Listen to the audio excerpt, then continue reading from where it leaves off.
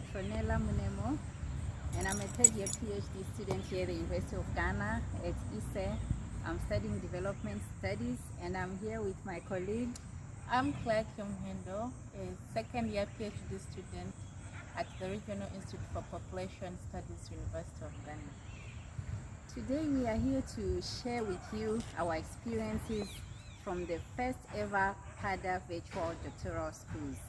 Myself and Claire participated in the innovative thinking in research, teaching and learning module for 1 week, and we will finish tomorrow, but we wanted to share with you our experiences so far.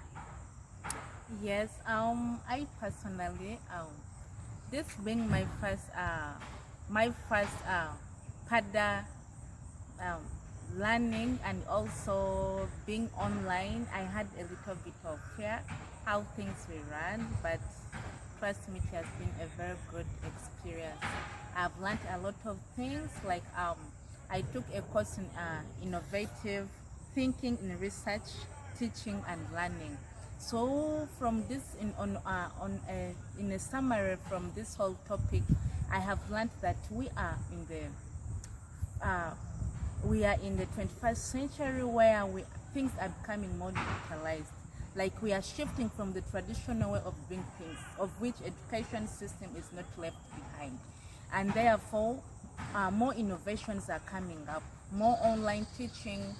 Universities, especially like in this COVID era, we have come to see and witness this, that most schools have adopted the online teaching system. But while others have been adopting, some schools were left behind. This means that people are not at the same pace. So I have come to learn that we have to adopt, we have to leave the traditional of thinking that for a student to learn, there must be a physical meeting of student-lecturer. So still learning can take place online, and students will learn even more. In fact, the interaction will be more, because even after classes, students can ask questions on the online platforms and they can still be answered. Yeah, so I learned that it's good that we adopt the new way of learning. We go online, we go digital, and all shall be fine. And also that with this, students will be more innovative. Like they will learn to, they will have that can I say, that love, that vigor of learning new things to add on what is not happening already. You have to think more, what's the way forward. So it will also help students or learners to be more critical thinkers and more innovative, of which in the world we are living today, we need people who are critical thinkers, because to solve the problems we are facing in our communities, we need to be critical thinkers. And then the other thing I would want to talk about, that I learned how to make a portfolio. So my skills in research, my skills in online internet things, it has not been all that the best IT. So I could always read about people's profiles on internet, and I could wonder how much have they put in, how much money have they spent, how can a person come up with such a thing. But I have learned this one during this PADA training.